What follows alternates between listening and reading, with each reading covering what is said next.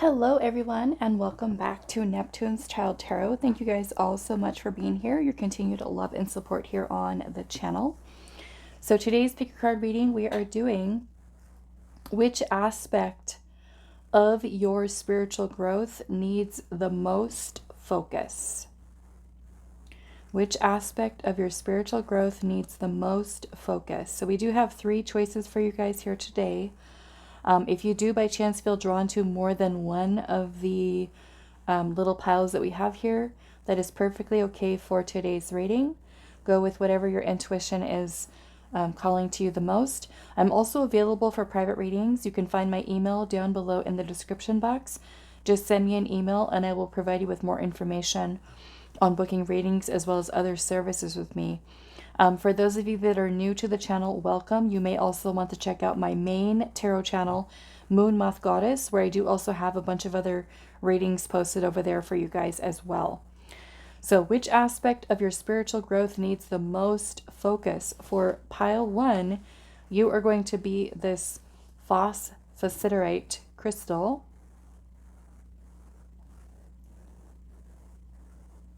So Phosphosiderite for pile 1.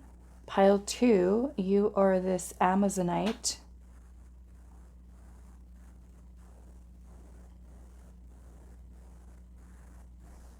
For pile 3, you are the Golden Healer Quartz.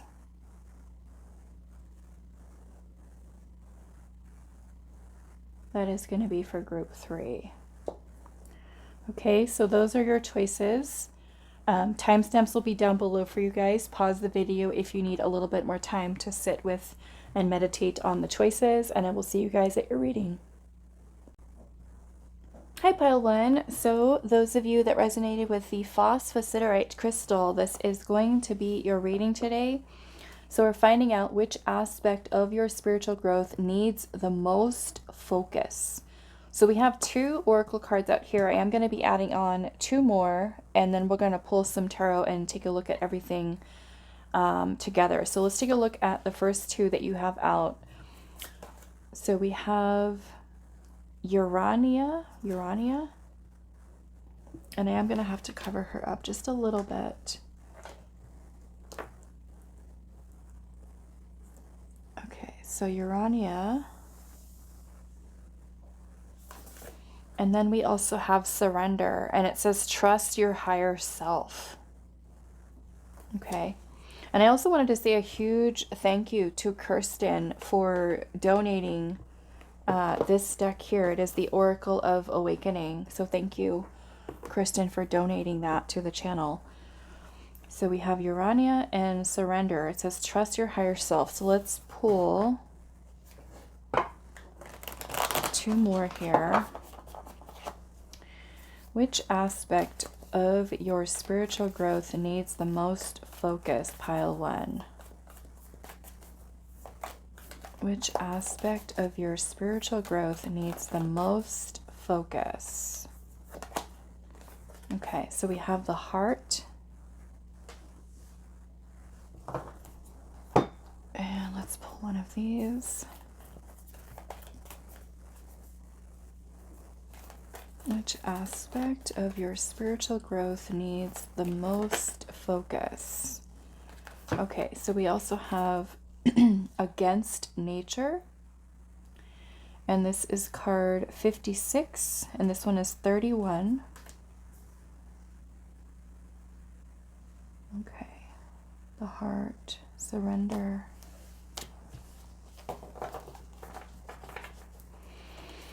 All right, so let's pull some tarot and see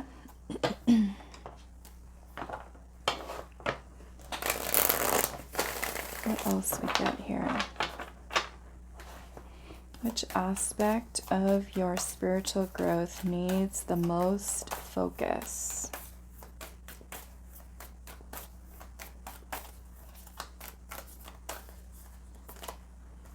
We have the 7 of Swords.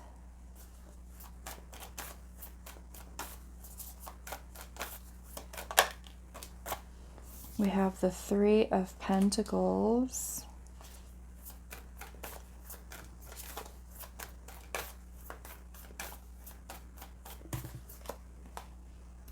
The Page of Cups.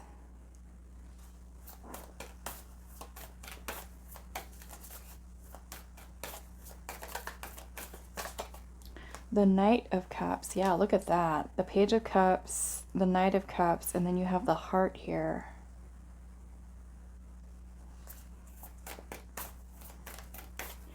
I'm also noticing how this goddess Urania looks like she's in a library. There's books all surrounding her.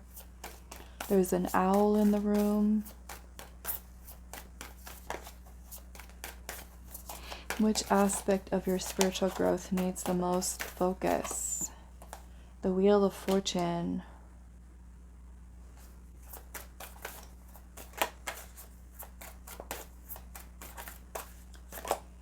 And we have the Seven of Wands. Okay, and I'm seeing the Ace of Pentacles is at the bottom. Ten of Swords is right underneath that. Four of Wands. Page of Wands. Okay, so we started off with the Seven of Swords. And the Seven of Swords can talk about insecurities. You know, it can talk about deception, betrayal. It can also be kind of like the state of the mind, disorganized thoughts, okay? It can also be about escapism, avoidance, running from something, or even trying to rush with something. And so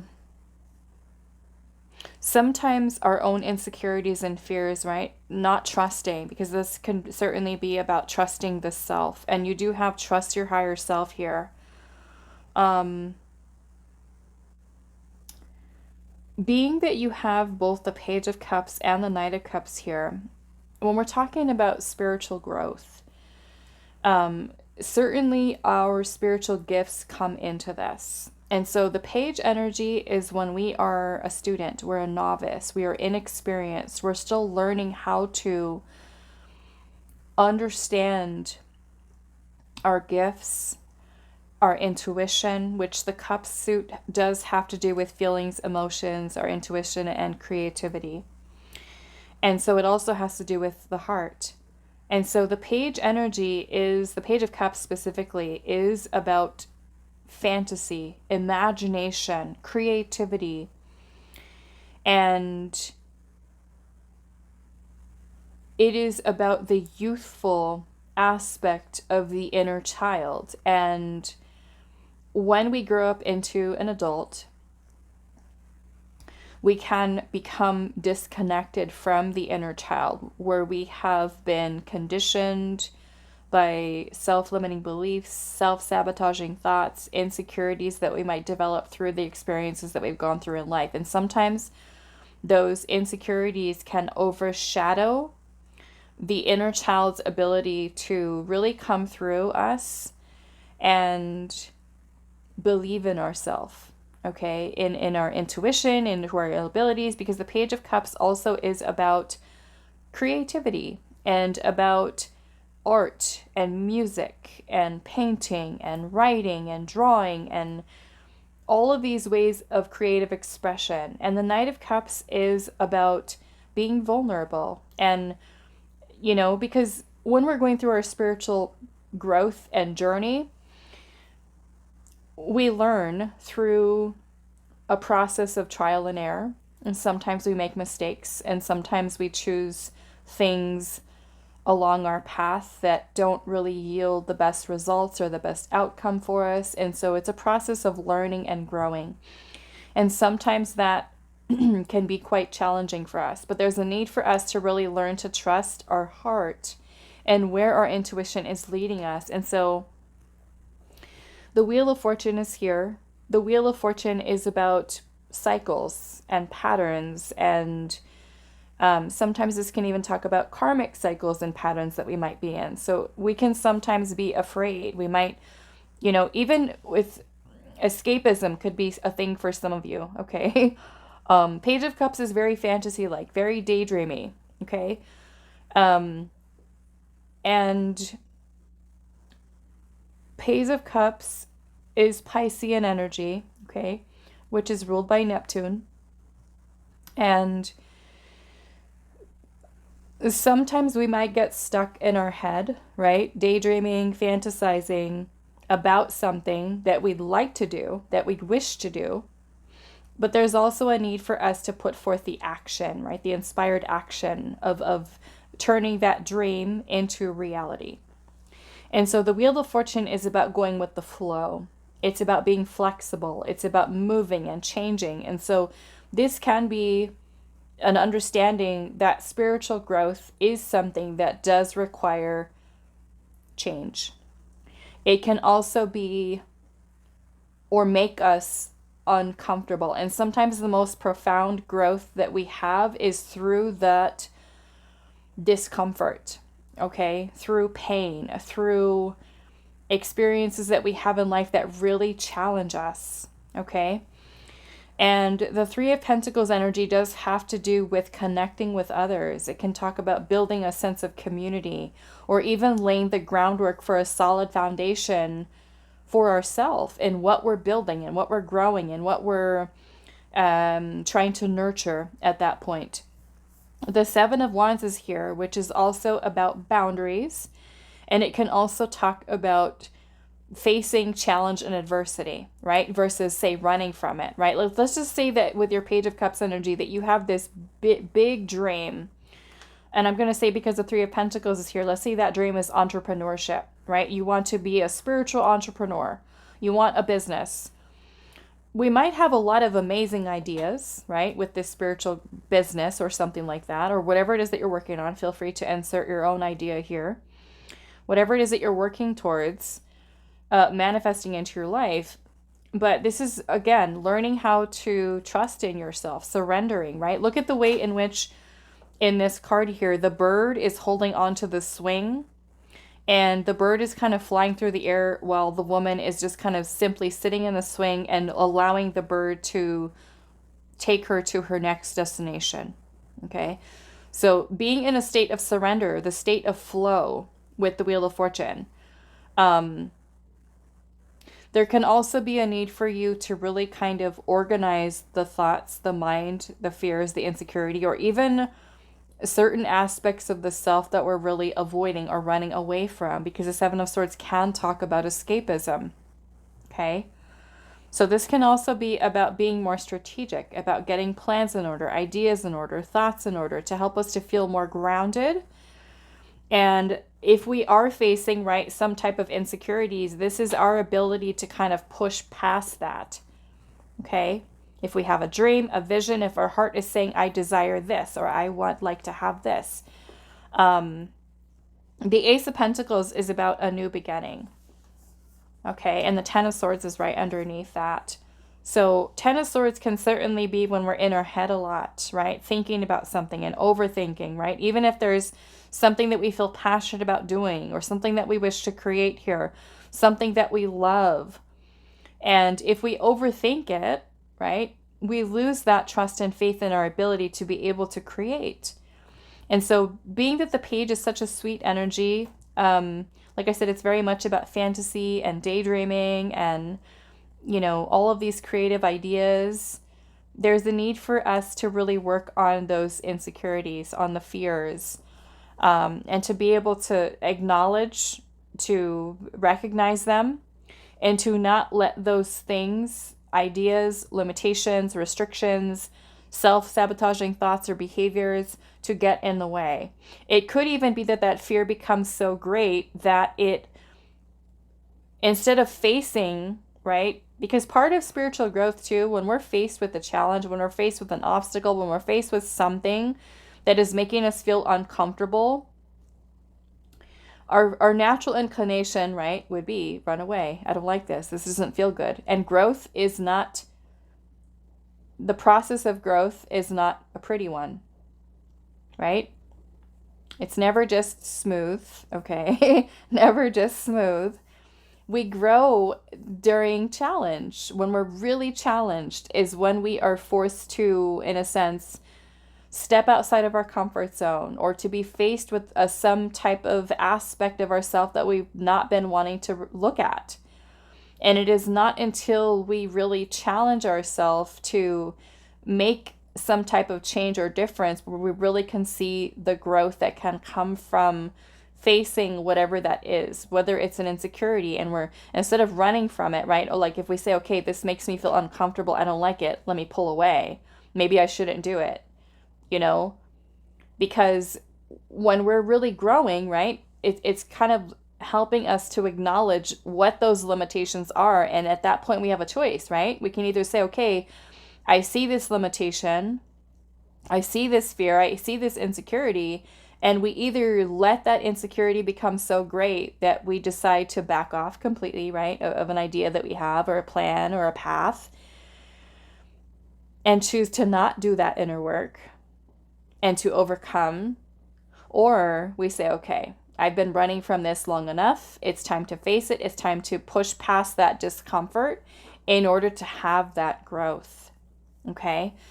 And so this can be certainly working on trusting, learning to, I feel like, improve the way in which you connect with your intuition.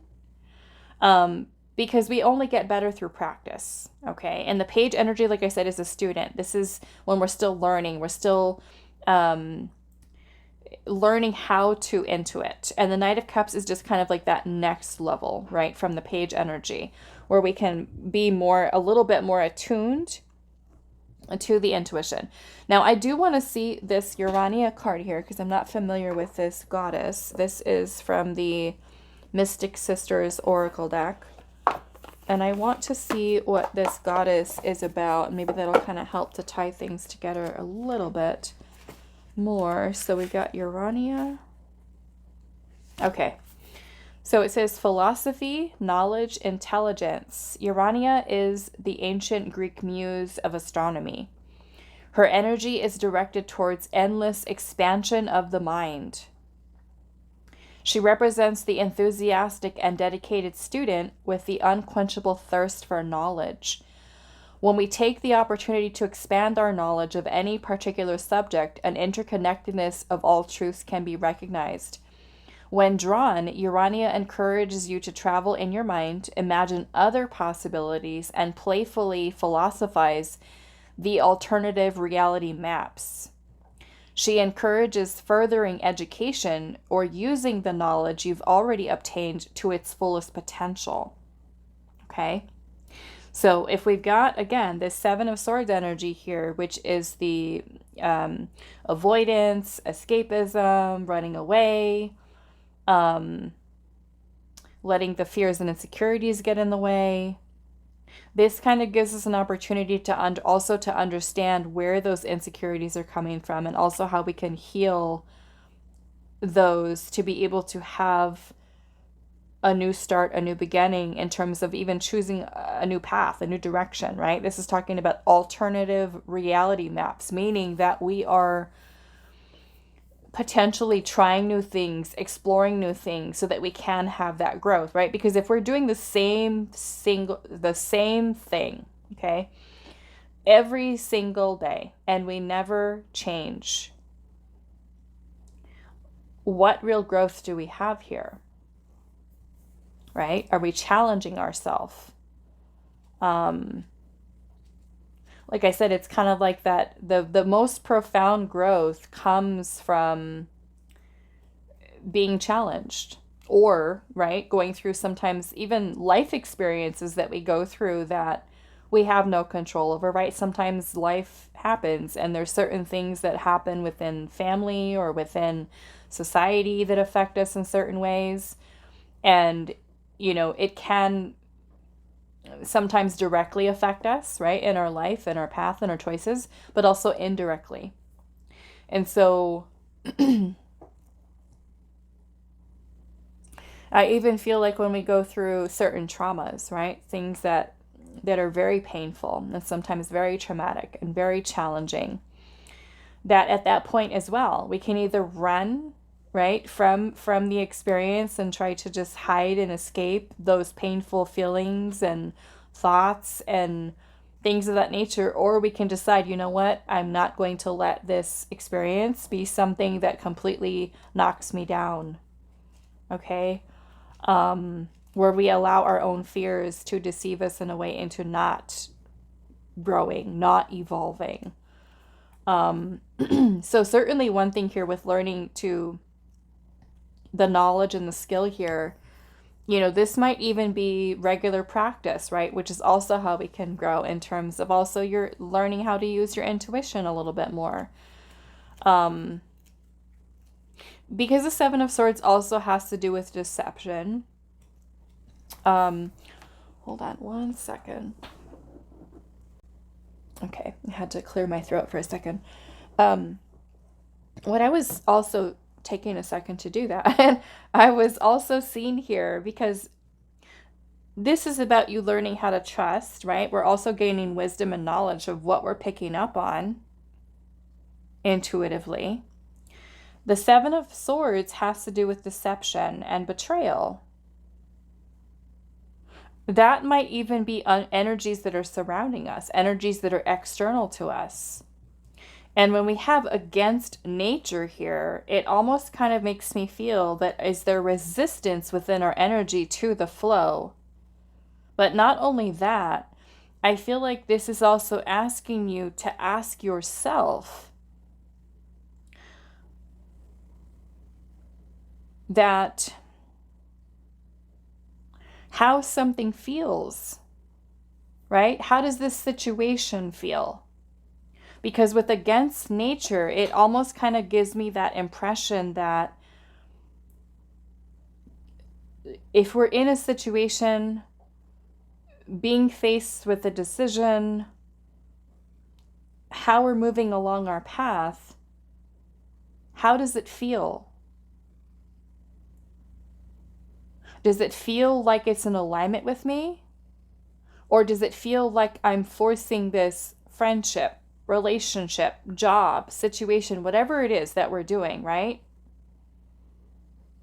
If we're going against nature, is it something that is creating this illusion here of it being right for us when really our heart is telling us something else? Our intuition is kind of leading us in a different direction. So I think I want to look at that against nature here. This is 56. Let's see. Against nature. Okay. So this card says willfulness to force or control. And the Wheel of Fortune is something that we cannot control. Maybe that's one of the things for you guys. What aspect of your spiritual growth needs the most focus? Maybe there's a need for you to release control, right? Because this is flowing. This is surrender, which means we're not controlling. We've released control. And trying to go against nature means that we're trying to force or control it. Okay? So this says, on some level, we all know when we are going against nature. We recognize it in feelings, okay? We got the feelings here. We recognize it in feelings of impatience and agitation that arise when trying to force certain outcomes. The Contra Naturam card arrives to remind the alchemist they cannot control the uncontrollable. Nature has its way enveloping us in a wild narrative that can collaborate in but not dictate. No matter our efforts to manage every aspect of our lives, the mess ensues. Spring is soggy. The lotus requires mud. People do what they do.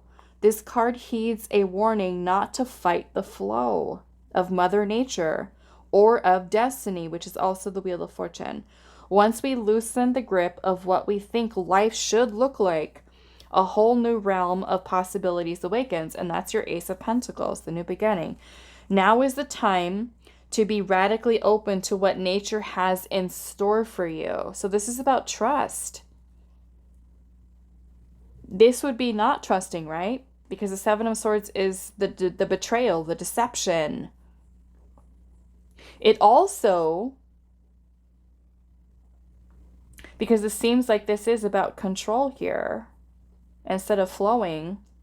The Seven of Swords, like I was saying earlier, one of the meanings of the Seven of Swords is when we're trying to rush, right?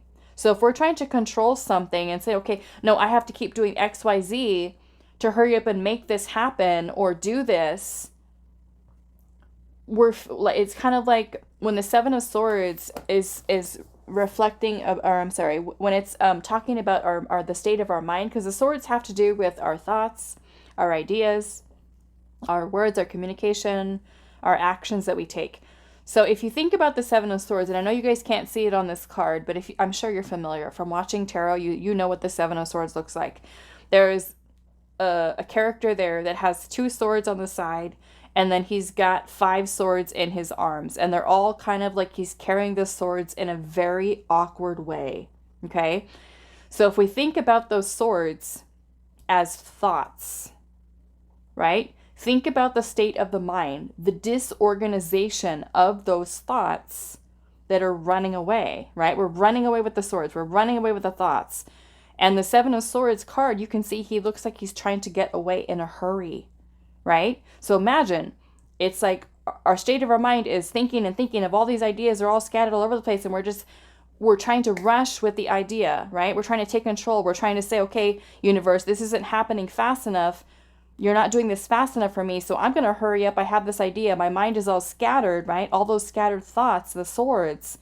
And I'm going to try to hurry and rush this along to get this done, or to get the outcome that I want, instead of where Spirit is saying, release control. Stop feeling that need to rush. Even your growth, right? Even the growth, even with healing, we want to hurry up and get it done. We want to hurry up and be awakened. We want to hurry up and pass this spiritual lesson. We want to rush through everything, right? We want to get to the finish line already. And so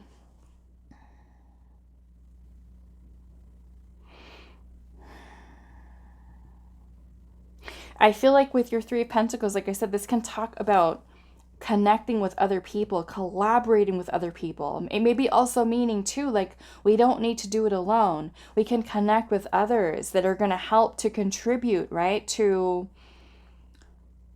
that growth. Maybe some of you have been even isolating yourself, right? Away from others, away from friends, away from connecting with community. And that can even be a need for even working on insecurities surrounding connecting with others, right? Be more open here. Allow yourself to receive more. Allow yourself to be in that state of surrender and flow. And trust that Spirit is guiding you towards the experiences that are going to help you with the knowledge that you need to continue along your path of spiritual growth, right? If something, say, like it's not meant to happen yet, or even something that's not in alignment, and we're just like trying to make it work, trying to force it, right? And this is where Spirit is saying, let go. Trust in your intuition more. It's quite interesting. I want to look at this Seven of Swords here. So that's a big message here. What aspect of your spiritual growth needs the most focus? Learning to trust, learning to surrender, learning to release control. Be more in your heart space, because even if you look at this card here, these 2 people are in a boat in the middle of a lake, probably, and they're just there, right? This is about you just be present. And the water is very calm, it's very still. Okay. All right, why is the Seven of Swords here?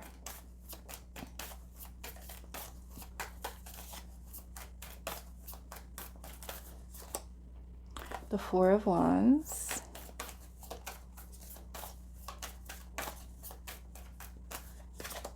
Ace of Swords.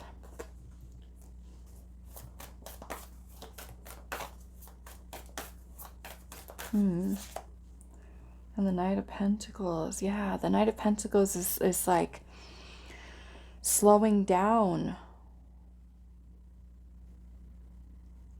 Slowing down.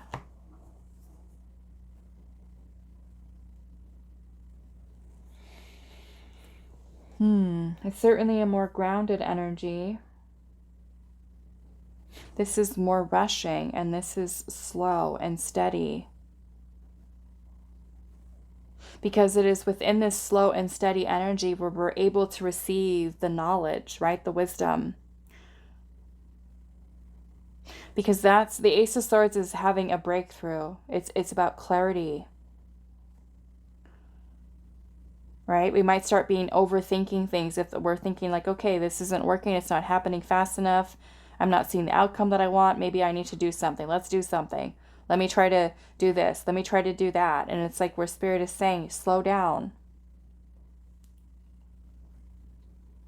Because the Knight of Pentacles is about like long-term, right? Long-term goals. Look at this in terms of your growth as something that doesn't have to hurry up and be all complete within a matter of a few months.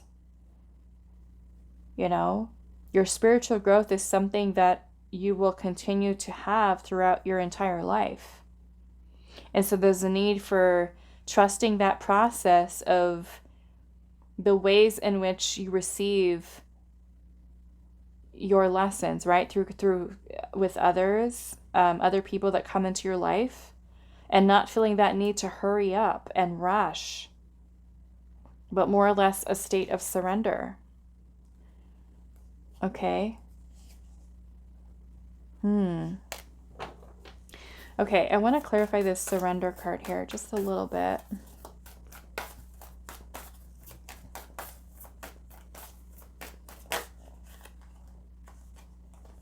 We have the Fool and the Hangman. Yep. So the Hangman is also about surrender.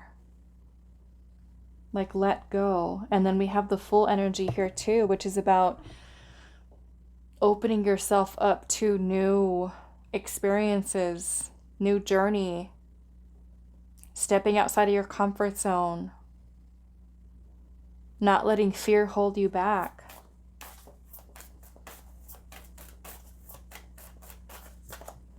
There's the Tower. Because it is in that space, right? Like if you think about it in this way too, like she's up there with the bird, she's flying in the sky, she's also able to get a different perspective here, right?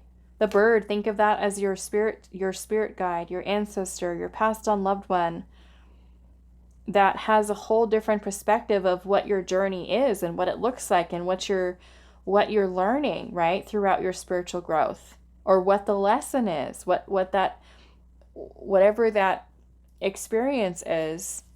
That's where the epiphany comes in. That's where the knowledge comes in, right? If we try to hurry up and rush and control it, we're missing the point. We're missing the lesson. We're missing the opportunity for growth in whatever this is, right?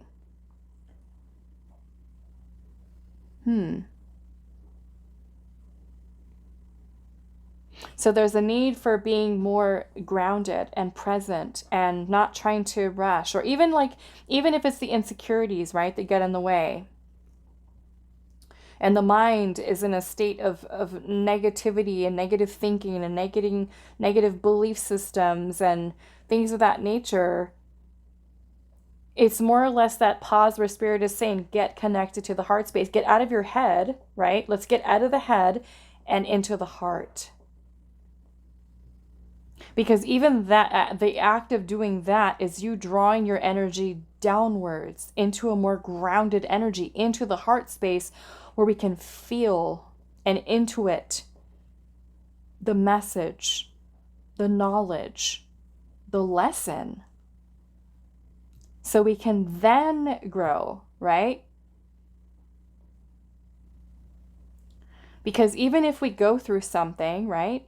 And we just kind of like, okay, yeah, this made me feel really uncomfortable. I don't even want to think about it. Let's just hurry up and let's get over it. Let's get through it. Let me get past this and just keep going about our way. We've missed the lesson. If we drop down into the heart space, get out of the head into the heart space and into a state of surrender, then this will give us the knowledge, the wisdom within the heart. We can feel into it, right? What am I seeing right now? How am I being asked to grow in this experience? And then we can then integrate that moving forward to make that change, to make that transformation. There's the growth. There's the knowledge and wisdom that you needed to help you to mature to that next stage, that next level, right?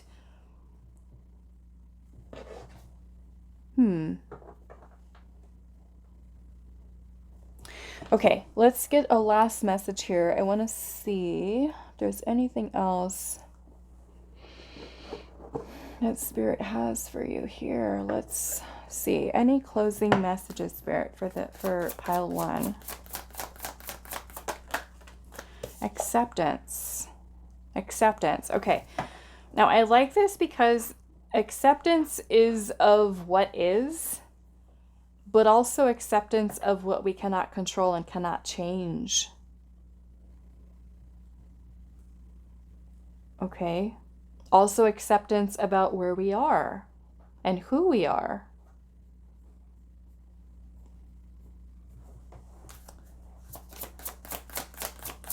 Right? Healing. This could also be accepting the lesson, right? It helps us with reflection. It stimulates, Spirit is saying here, it stimulates the mind, and it may be in a really good way to help to bring about balance and creativity. Maybe this brings about a new way of thinking about something, a new way of approaching the next experience that we might have in our life. I'm kind of curious though. I want to ask Spirit here, acceptance of what?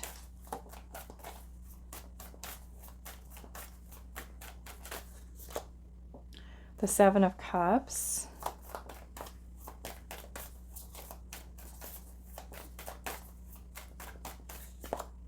The Ace of Wands.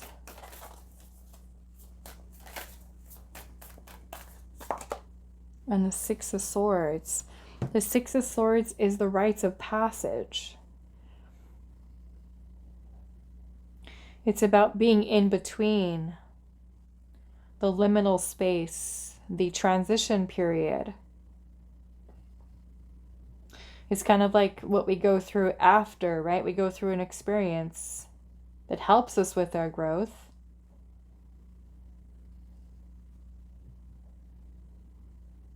It helps to inspire us, again, to make some type of change here, stimulate the mind in a whole new way of thinking or seeing. That's where the growth comes from,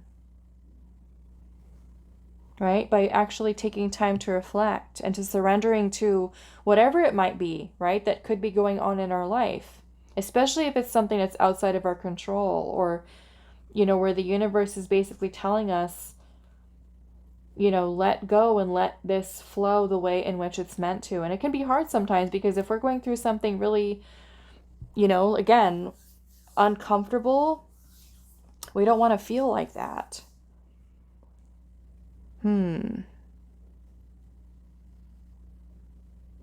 Acceptance. It's a period of transition. It's also, you know, honoring that time that we are in that in-between space. Because it is in that in-between space that we are also able, right, to receive the knowledge and the wisdom that we need. The higher perspective in order to go through that growth within the heart, within the mind.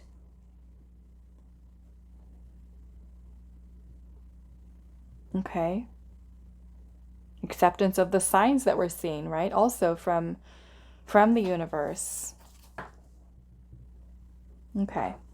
All right. So that is all that I have for you, group 1. I do hope this was helpful for you guys, and I will see you in the next reading. Hi, pile 2. So those of you that resonate with the Amazonite, this is going to be your reading today. So we're finding out what aspect of your spiritual growth needs the most focus? Okay, so we do have 2 oracle cards that I pulled earlier. We're going to pull 2 more, and then we're also going to get some tarot for you guys as well. So we have Orpheus and Eurydice. Orpheus and Eurydice, okay. And then we've got innocence here. It says the inner child, play, and also nurture.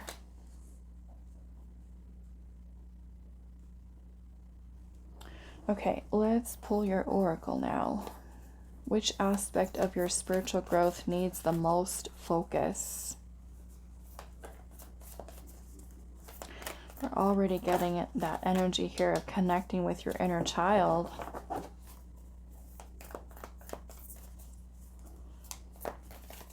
Which aspect of your spiritual growth needs the most focus? It could even be healing centered around the inner child.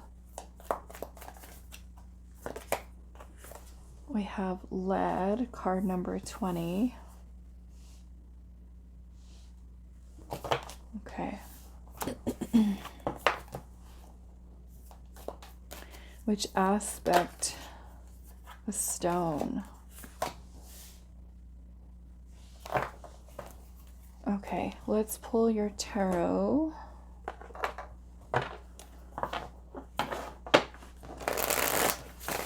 Pile 2. Which aspect of your spiritual growth needs the most focus?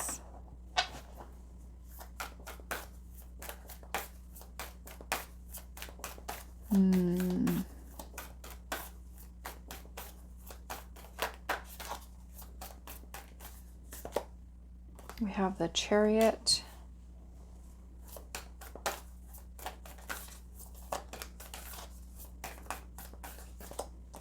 The Queen of Pentacles. Which aspect of your spiritual growth? We've got the Sun. The 8 of Cups. The Hanged Man.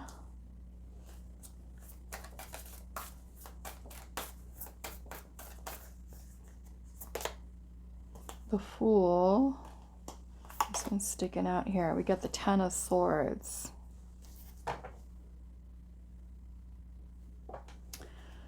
Okay, so which aspect of your spiritual growth needs the most focus?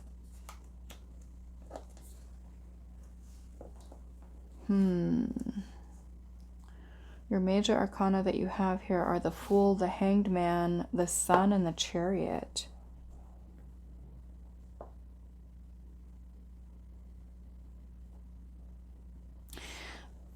Okay. I almost feel like this message here is about you allowing yourself to do what makes you happy, and the things that bring you joy, because the Sun is about life force energy, vitality, joy, happiness, success, fulfillment, prosperity, abundance. And the Chariot is about willpower and determination and success and moving forward, making progress. And the Hanged Man is about sometimes making sacrifices, letting certain things go. It can also be about having a whole new perspective on life and what things we want to experience in life. And the Fool is about taking a leap of faith. It's about overcoming fears. It's about opening ourselves up to new possibilities and exploring and discovering. And the 8 of Cups is about setting out on a journey of self-discovery, meaning, what do I like? What makes me happy? What lights me up? What do I want to nurture, in my life that could make me feel more joy and more happiness in my everyday life? and about having the freedom to be able to go after that, right? And also connecting with the inner child is very helpful with that, because the inner child is full of imagination and believing in the self and not allowing you to get stagnant, right, in your life, because we're too afraid to do this, we're too afraid to do that. And I want to look at this card here, but just kind of as soon as I put this down, it kind of made me feel like this is heavy. This is heavy. There's something heavy here that could be holding you back in a sense. And then we also have the Ten of Swords here, which is, could be a lot of mentally feeling drained or tired or exhausted. And I almost feel when we're asking this question here, which aspect of your spiritual growth needs the most focus? And it almost makes me feel what needs the most focus is your ability to allow yourself to journey, to allow yourself to let go of things that are no longer fulfilling for you, that are no longer bringing you joy and happiness. And if that means we don't know exactly what that is and where that journey is going to take us, to certainly take some time to listen to the inner voice, right? Connect with the inner child, so that you may then discover what it is that you're passionate about and what it is that you love and what it is that makes you feel alive. And being able to nurture whatever that is and to commit and dedicate yourself to putting more time and energy into that, so that you do feel fulfilled in life with everything that is in your life, not just one area, but all of it, right? Instead of thinking and thinking and thinking, I don't like this, or I don't like the way this is, I don't like the way that is, that this kind of gives you the willpower to say, I'm going to change this, and I'm going to have the power within myself to be able to let go of those things that are no longer in alignment, right? Here, even in this picture here, it's like this woman is trying to chase this, I guess he's Orpheus. I don't know this story. I'm gonna have to read this. But she's chasing after him.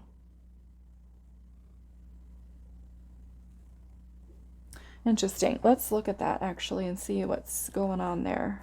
I don't know this story. This is from the Mystic Sisters Oracle deck. Let's see. Orpheus and Eurydice. Okay. Oh, okay. It says limitations and acceptance. It says, after the untimely death of his beloved wife, Eurydice, Orpheus. Oh, so she. Oh, okay. So she is the one that went to the underworld. It says Orpheus traveled to the underworld to her, armed only with his lyre. Is that how you say it? Lyre? And his voice. His mournful song enchanted and softened the hearts of Hades and Persephone. Unusually moved by Orpheus's plea, Hades agreed to allow Eurydice to return with Orpheus under one condition. Orpheus should walk in front of Eurydice and not look back until they both had reached the upper world. Orpheus set off with Eurydice following, and in his anxiety, as soon as he reached the upper world, he turned to look at her, and Eurydice vanished for the second time, but now forever. This card is symbolic of final limitations being reached. Every possible effort has been made, but still you've come to the end of the line. The situation calls for a natural grieving process to unfold, which will lead you to eventual acceptance. Okay, this card is symbolic of final limitations being reached. So the Ten of Swords is an ending here. This is about letting go. So Okay, again, question, what aspect of your spiritual growth needs the most focus? This can even be,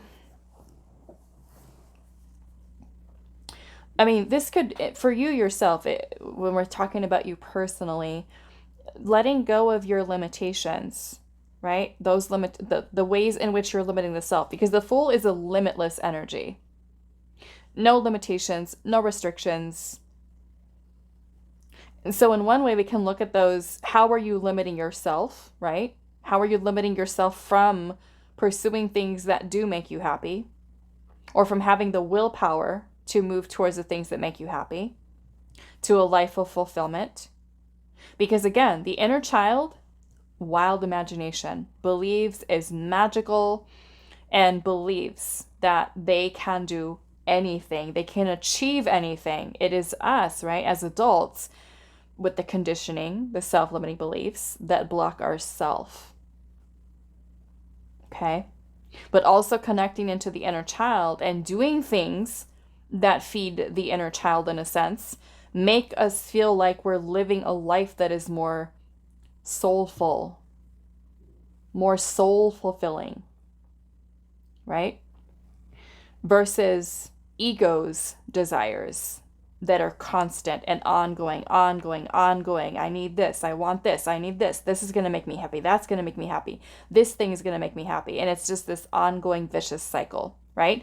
Versus connecting in with what your soul, the inner child, makes you truly happy, right? And oftentimes when we have a disconnect with the inner child is when we're kind of going through life on autopilot and we don't feel happy, we don't feel fulfilled, and we feel discontent, we feel bored, and we feel like we're not being fulfilled with whatever it is that we've got, whatever we've got going on here. So I do want to look at lead, which is number 20. Lead.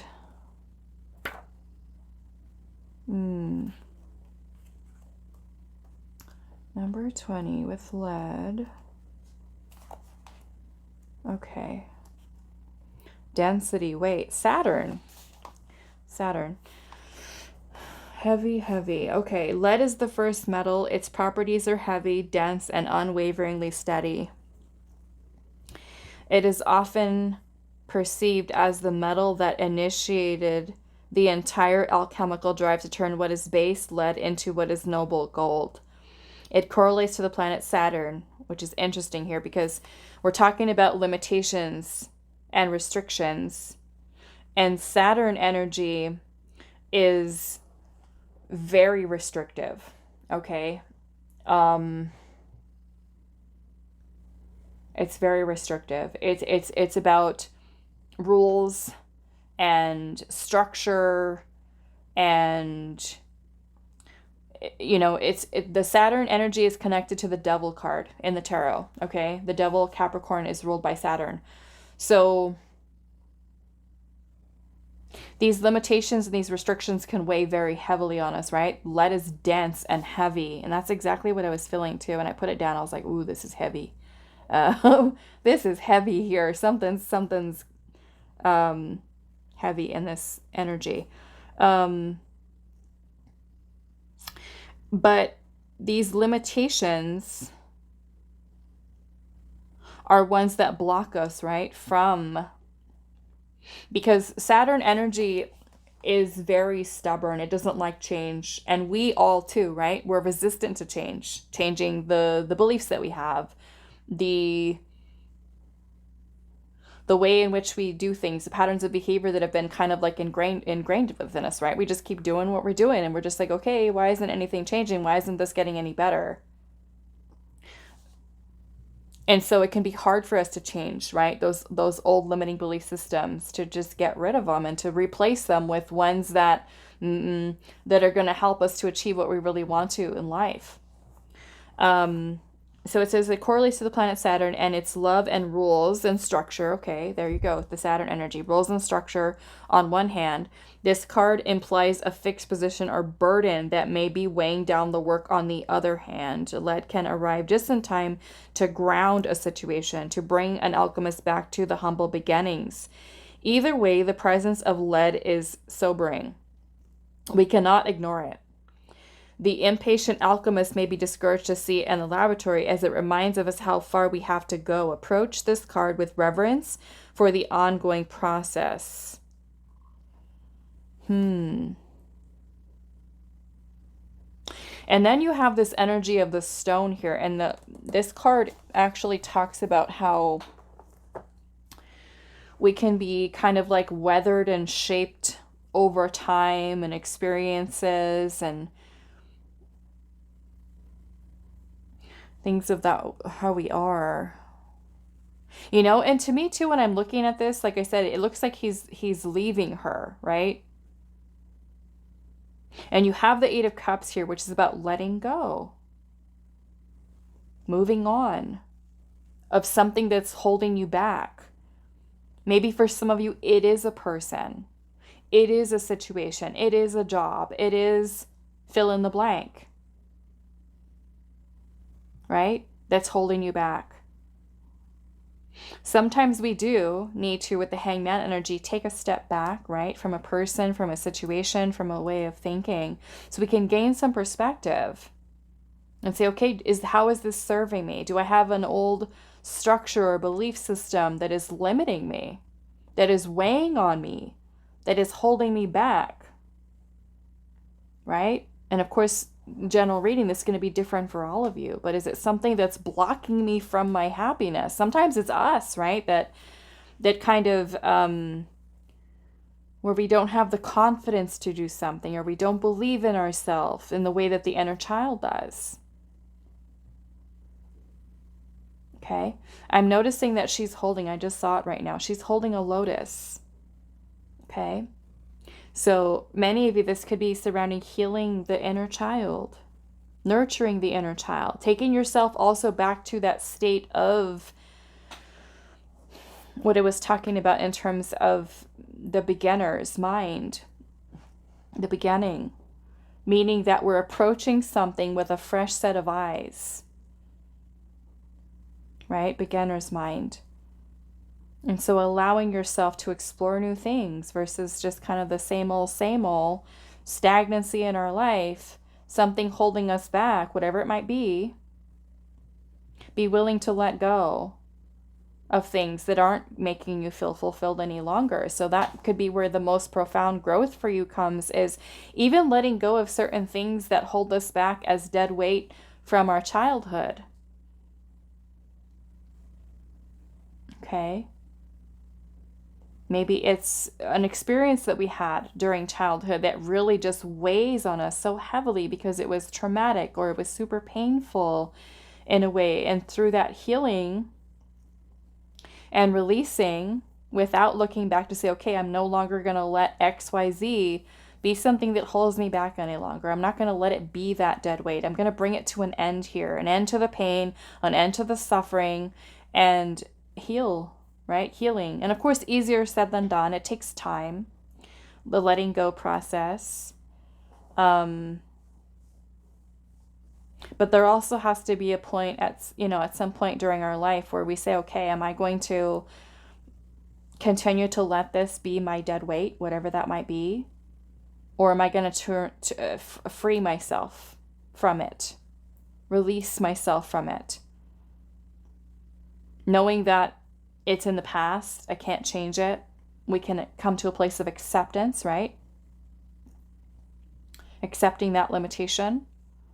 But knowing that we can also change the way in which we look at something or perceive something from the past, or, something that we're letting go of, to be able to feel at peace with it and not let it be something that drains on us or that takes away our life force energy. Okay. All right. So let's pull some last messages for you, pile 2. Let's pull 2 more. 1 more. There we go. Okay, so the first one out says creativity, courage, and clarity. So this could be, right, when we're tapping into the inner child energy, it's very creative. We can be getting some clarity on what is going to bring joy or happiness, and having the courage to be able to move towards those things, to let certain things go that are holding us back, or to move towards a new journey, you know. The Fool is also about stepping outside of our comfort zone. Okay, be comfortable with letting go. Be comfortable with, the process of letting go, the process of change. Okay, that could be something here with your spiritual growth that needs the most focus, is for you to let go of things that you've outgrown, that are no longer feeling like they fit for you, whether it's a friendship, a job, a relationship, a certain aspect of self. Okay, and have the courage to step into the new version of you. Okay, to look a little deeper, dig a little deeper within the self. Spend time, because the 8 of Cups is about setting out on a journey of self-discovery. This could be a big focus for you, right? Getting to know the self better, more, right? Versus just kind of skimming the surface. This is like really getting in there, getting to know the self. You know, sometimes we spend so much time trying to get to know other people, and we spend so little time on the self, really discovering who we are and what our purpose is and what our mission is and what we love and what we don't, you know, all of that. Take that time to really invest into the self. Okay. All right. So that is all that I have for you, group 2. I do hope this was helpful for you guys, and I will see you in the next reading. Hi, pile 3. So those of you that resonate with the Golden Healer Quartz, this is going to be your reading today. So we're finding out what aspect of your spiritual growth needs the most focus. Okay, so I do have 2 oracle cards. We're going to pull 2 more, and then we'll pull some tarot and see what this is for you. So we have Kuan Yin, and we have transformation. It says, who are you becoming? Okay, so let's pull the other ones. So which aspect of your spiritual growth needs the most focus? Now, Kuan Yin, divine feminine energy, the goddess of love and compassion, empathy. It's very divine feminine energy, okay? We've got Jupiter here. Jupiter. Okay. And Jupiter is about expansion, growth, abundance. It kind of reminds me like a very Empress energy, very divine feminine. Expansion, growth.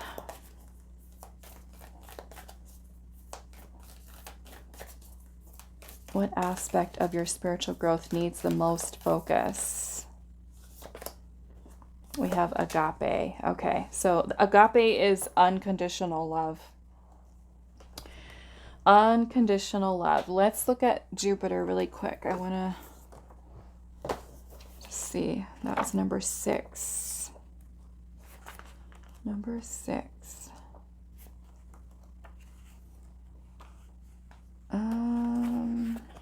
Okay. Expansion, possibility, fortune. It says Jupiter is often a welcome sight emerging from the darkness, shimmering with possibilities. It is the planet of growth, expansion, success, and elevation. When this card appears, the future is full and bright, perhaps even dazzling. Everyone wants to be around Jupiterian energy and to claim a little for themselves. So there is likely a magnetic feeling at play. The work is to keep Jupiter's bigness in balance during the wave of expansion that's taking place.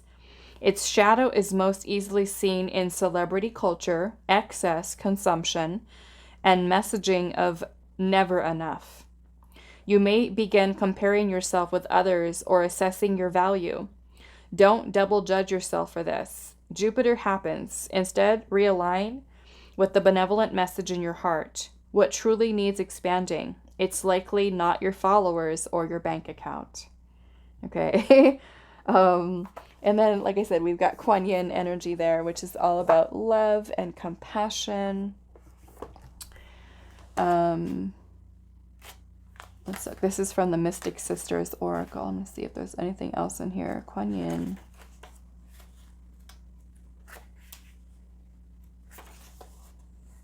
Compassion and empathy. Okay, we've talked about that.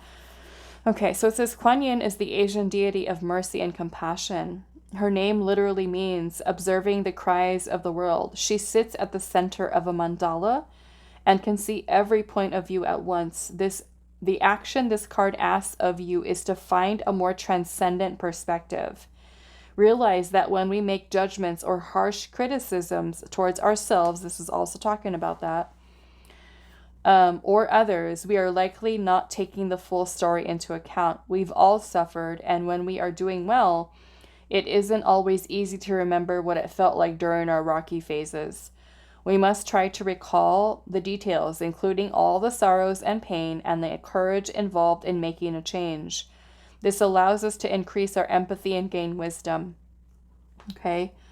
So, and then, like I said, agape is all about unconditional love. So, when we're asking what aspect of your spiritual growth needs the most focus, maybe this is focusing on more love, compassion, empathy, and expanding within that, letting that love for self and others transform you, versus sitting with negative, lower vibrational energies as judging or criticizing self or others. But it's learning to love and accept yourself for who you are, and also having that compassion and empathy for others, because other souls, right, that we connect with in our life, they're on their own journey, they're doing their own thing. We might not always like how people show up in our lives and what kind of person they are and the way that they do things or say things. We might not like their 3D self, but we also have to be compassionate and empathetic and remember that they too are also on a journey. Okay.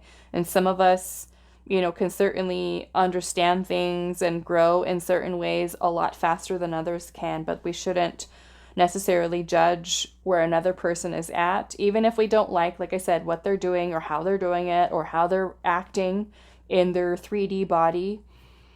But it's, again, holding that higher vibrational energy of compassion and empathy towards them, because they too are another soul, right? And so embodying the energy of unconditional love, right? Because with the way that this example is provided to us with Kuan Yin is that she's the goddess of mercy, right? And so she can see everyone else who's maybe in a place of suffering or what they're going through. Now she could, right, sit there and be like laughing at them or pointing fingers and look at this person and look at that person and judging and criticizing.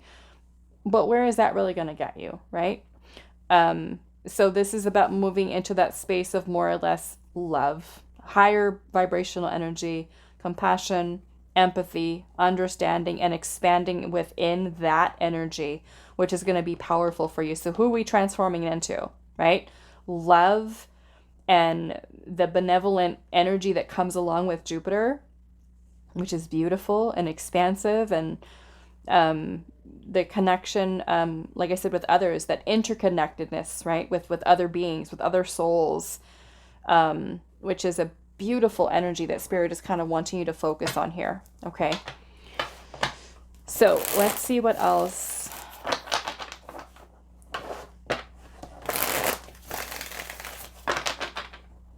Because then when you can hold this energy, when you can hold that higher vibration, you start to create a ripple effect of energy, right? With the people that you are surrounded by, or even when you go out into public, right? And you just bring that light and that beautiful, powerful, expansive energy.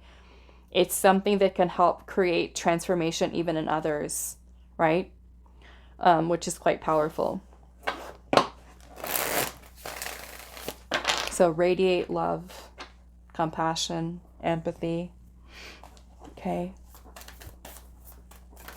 What aspect of your spiritual growth needs the most focus? We've got the 5 of Cups.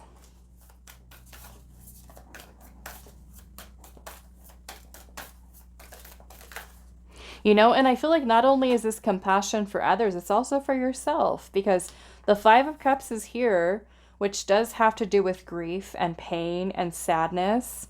And so all of us, right, have gone through difficulties within our life. But this could also be you being kind in the way that you speak to yourself, being patient as you are healing, as you are grieving, as you are moving through challenging emotions. Be patient with yourself. Speak kindly to yourself. Be compassionate towards you, right? Nurture yourself. We have the Knight of Wands. Which aspect of your spiritual growth needs the most focus?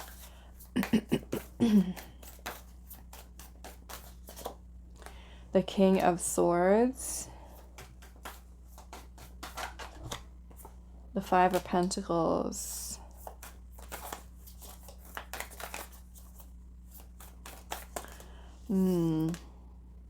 Three of Pentacles and the Nine of Pentacles. Okay. There's the Five of Pentacles here is a feeling of lack. Okay.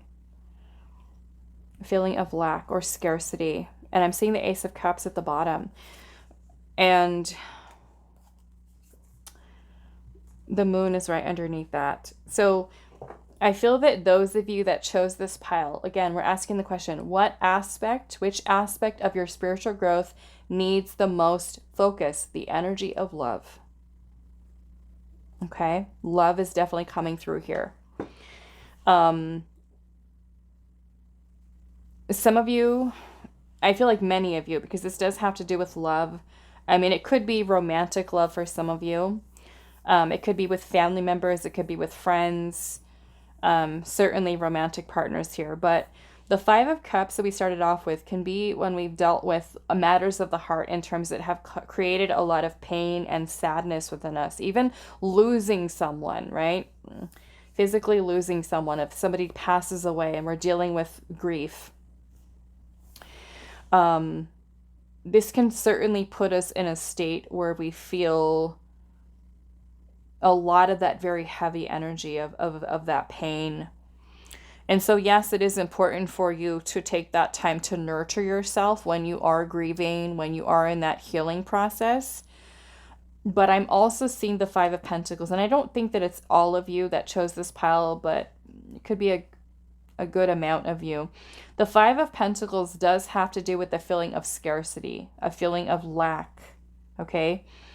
So this could have to do with self-worth issues, feeling unworthy of love, okay? And being that we have the moon here, the moon can create a lot of irrational fears, insecurities, confusion, especially as it relates to matters of the heart, right? If a certain relationship doesn't work out right, those feelings of pain and sadness and emptiness and lack can further be magnified, especially with the energy of Jupiter being there.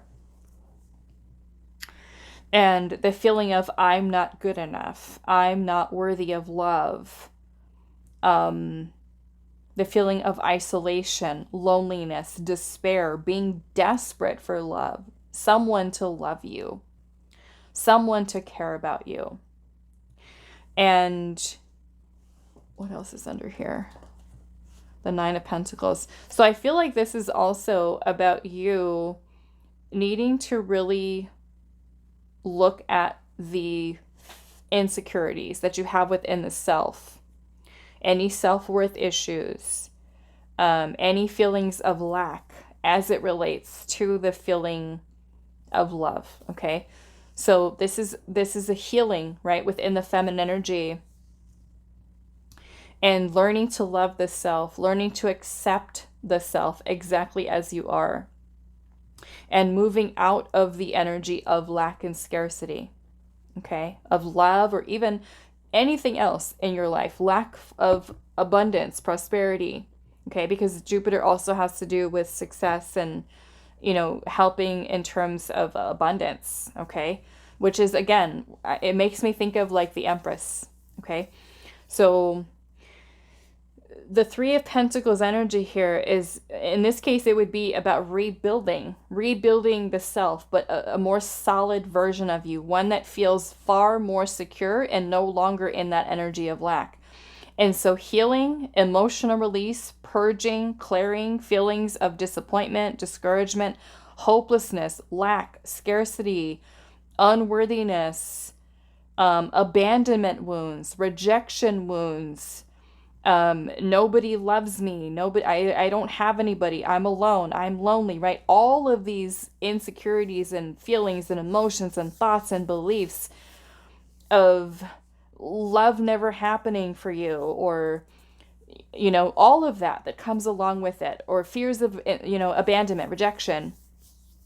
Those are things that Spirit is really wanting you to focus on, because they could very well be affecting your feminine energy, right? And the feminine energy is one that does help us to manifest love, prosperity, abundance. It helps us with creation, birthing new ideas, giving life to new things within our life. And it's about being open and receptive to receive love. So if we don't love the self and we feel in that energy of lack, the only thing that lack is going to attract is more lack, right? You're going to attract people and situations that reflect your subconscious beliefs here of lack, of abandonment, of rejection, of those insecurities that are being magnified from the subconscious mind. We have to remember that the universe responds to vibration, to our frequency of energy, right? So if we're trying to manifest love into our life and we consciously say, universe, I'm ready for my soulmate, and we've got this within our energy field, hidden within the subconscious, in the back of our mind, we're thinking, I'm unworthy. This person's going to abandon me. This is part of our energy. It's part of our vibration. So we are going to manifest more lack. We're going to manifest because it's there, right? So this is important for us to understand, that the people that are coming into our life, people and situations, are going to reflect what our vibration is, okay? So if we're manifesting, we don't want to manifest from this energy, because it's going to manifest more of the same energy, okay? So this is where Spirit is kind of wanting you to further expand and grow upon the energy of love, the vibration of love. This is helping you to transform, right? So you can step into that new version of you that feels more secure, that feels more grounded. We're building a new version of yourself. You feel inspired, you feel passionate, you feel and understand the truth of who you are, which is that you are love. You are worthy of love.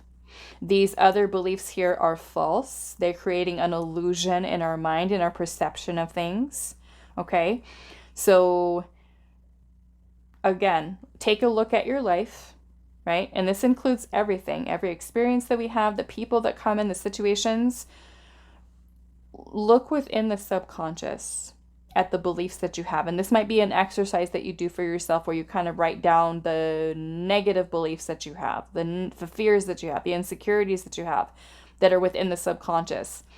We will subconsciously, or even unconsciously sometimes, manifest people and situations into our life that are going to reflect and mirror back to us and reinforce those beliefs that we have, right? And so in a way, people are coming in as a mirror to show us this belief is still here.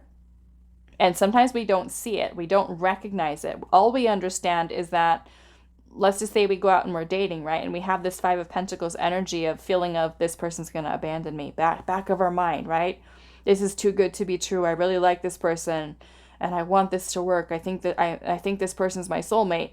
And then in the back of our mind, we have the feeling of abandonment, of rejection, of people always leave me and they never stay, and all of those negative things, right?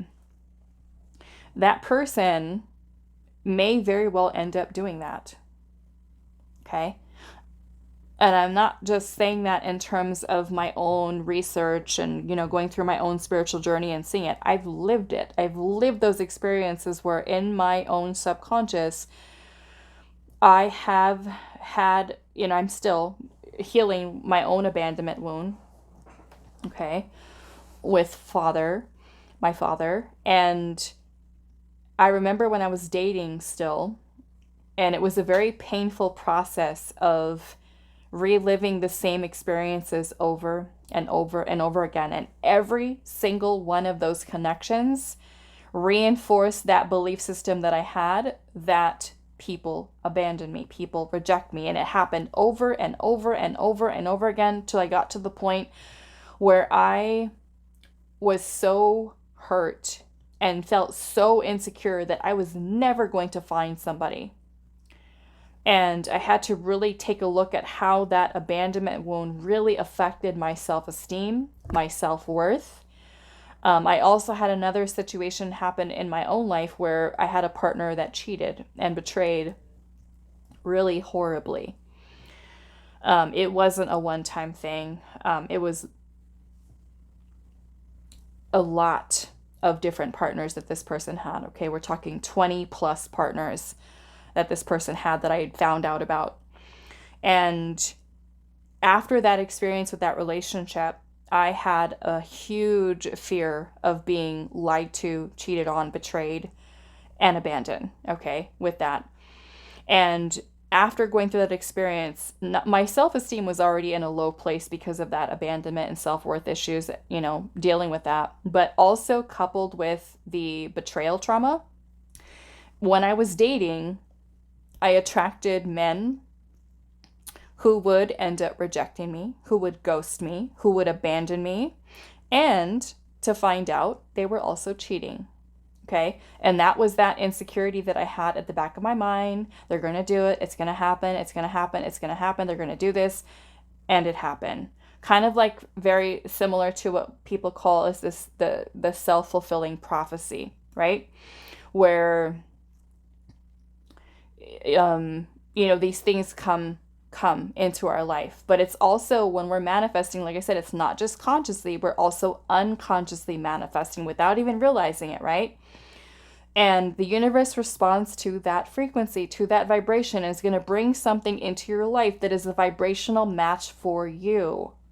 So if we feel I'm never going to have XYZ in my life, it's never going to happen for me, I'm always going to be like this, or I'm always going to be like that, the universe will bring you something that matches that, right? So this is where we have to kind of go into work towards healing those belief systems of lack, of scarcity, self-worth issues, self-esteem issues, feelings of abandonment, rejection, grief, pain, sadness, discouragement, hopelessness, shame, guilt, remorse, regrets, and allow ourselves to purge. The Ace of Cups can certainly be about self-love. Maybe some of you need to work on self-love, right?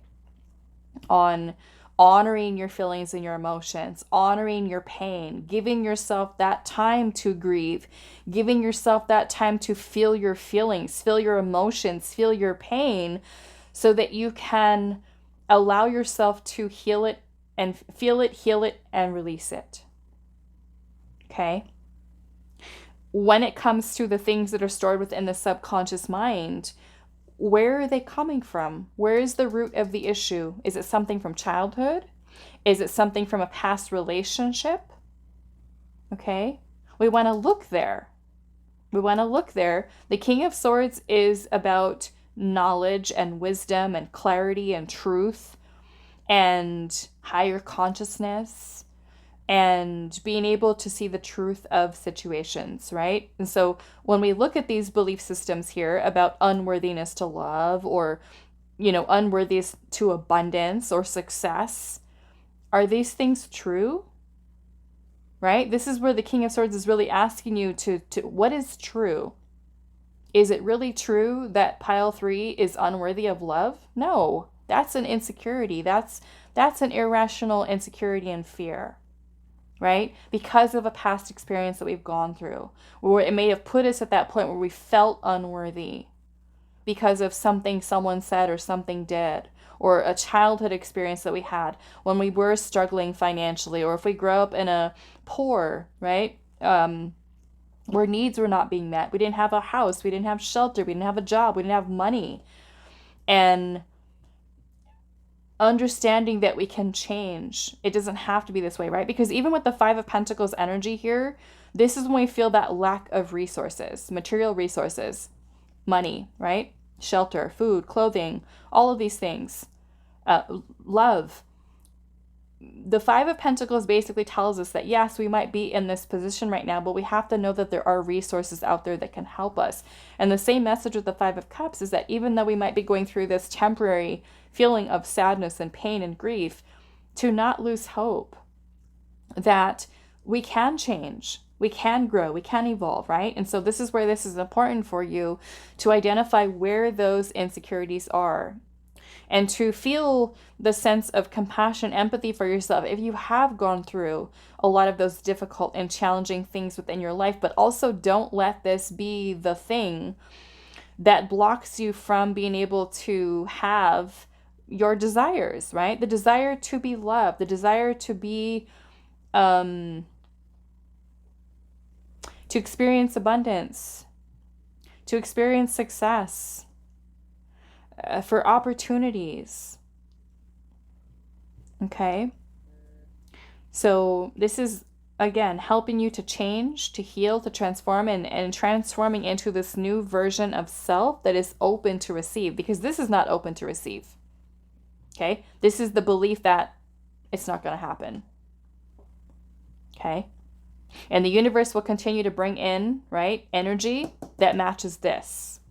And sometimes, like I said, we don't see it. We don't realize it, what's actually happening. It's because our vibration is made up of our thoughts, our feelings, our emotions, our belief systems, all those negative thoughts that are lingering in there, all those self-sabotaging thoughts, they all make up your vibration.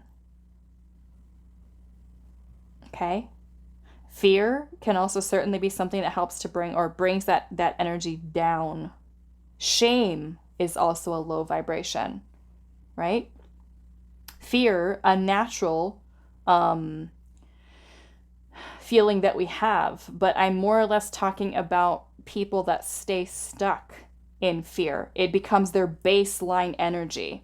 It's normal for us to have fear when we're, kind of feel scared of something that's going on or happening. But when we are constantly in that state of fear, of abandonment, it takes our vibration down, where it becomes our baseline energy, right?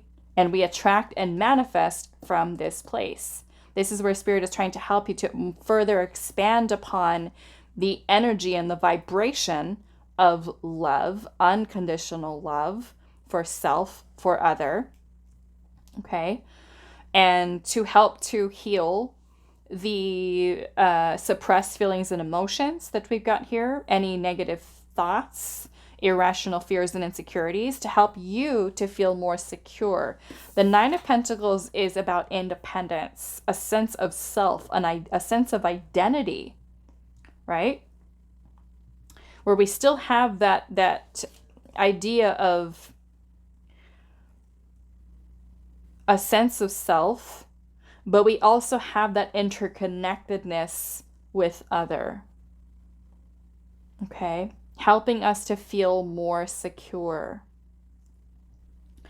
So let's pull some extra cards here at the end. Let's ask Spirit here if there's any other messages. Which aspect of your spiritual growth needs the most focus? Your feminine energy. Okay?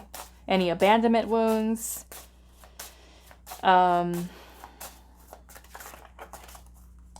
Let's see. Which aspect? And I will say, some of you with the King of Swords energy here, if you've been very hurt in the past by people, we can sometimes become very detached from the heart space. Okay? Very detached, very cold and guarded and in our head versus the heart. So this can also give you that opportunity to drop down into the heart space, into feelings of love, and letting that kind of permeate your very being, radiating outward, right? All of that energy of love and no more lack. What aspect of your spiritual growth needs the most focus? Healing, okay, is what Spirit's saying here. Healing. Radiate. I just said that. Okay. And expansion. Jupiter. Beautiful. Okay. Because it's going to help to radiate all of those positive, right? Beautiful. Expand upon the more powerful, beautiful energies of love for self and other, compassion, empathy. Okay. Versus the lack. We don't want expansion of that. More of that, right? We don't want to keep manifesting in more lack. Okay. All right. So that is all that I have for you, group 3. I do hope this was helpful for you guys, and I will see you in the next reading.